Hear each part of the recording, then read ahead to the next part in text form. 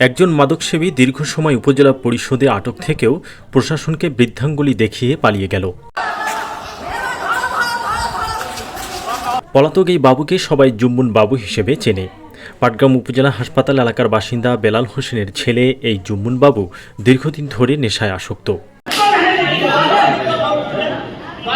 সেই নেশার টাকা না পেয়ে বাবার আয়ের একমাত্র সম্বল ভ্যান জোর করে নিয়ে গিয়ে বিক্রি করেছে। বাবা ভয় কিছুই বলতে পারে না অতর্কিত হামলার আশঙ্কায়। বাড়িতে অত্যাচার করে, বউ বাচ্চা ডাঙ্গা ইয়াবা ট্যাবলেট খায়।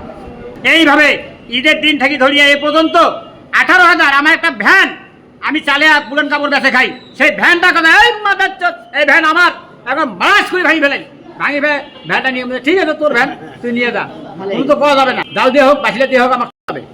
এই জন্য আমি ভয়তে দিয়ে দিছি, দিয়ে ওই ভ্যান 18,500 টাকা বেঁচেছি। তাই অসহায় পিতা সুযোগ বুঝে এবার দড়ি দিয়ে বেঁধে নিয়ে হাজির হয়েছে পাটগ্রাম উপজেলা নির্বাহী কর্মকর্তার দরজায়। বাবা ছেলে চাচ্ছি যাচ্ছি যে ও জেলখানাতে পড়ে থাক, জেলখানাতে পড়ে থাক, আমি এইটা চাই। ভাই যদি কোনোদিন ভালো হতে পারে, যদি বলে যে হ্যাঁ আমি ভালো হচ্ছি, যদি আমি দেখি হয় ভালো হয়েছে, তখন আমি নিয়ে কিন্তু বিশেষ কারণে কর্মকর্তার অনুপস্থিতির সুযোগে বাবু পিতার কাছ থেকে পালিয়ে যায়।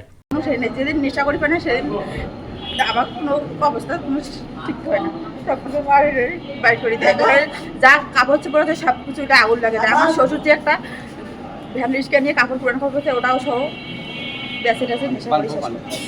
বাবুকে নানাভাবে চেষ্টা করেও নেশা থেকে দূরে রাখতে পারেনি তার স্ত্রী ও পরিবার। তাই শেষবারের মতো বাধ্য হয়ে প্রশাসনের কাছে তুলে দিয়ে শাস্তির মাধ্যমে ভালো করার পরিকল্পনা নিলেও তাৎক্ষণিক বাবুর পালিয়ে যাওয়ার ঘটনায় শেষমেশ সেটিও আর করতে পারল না পরিবার।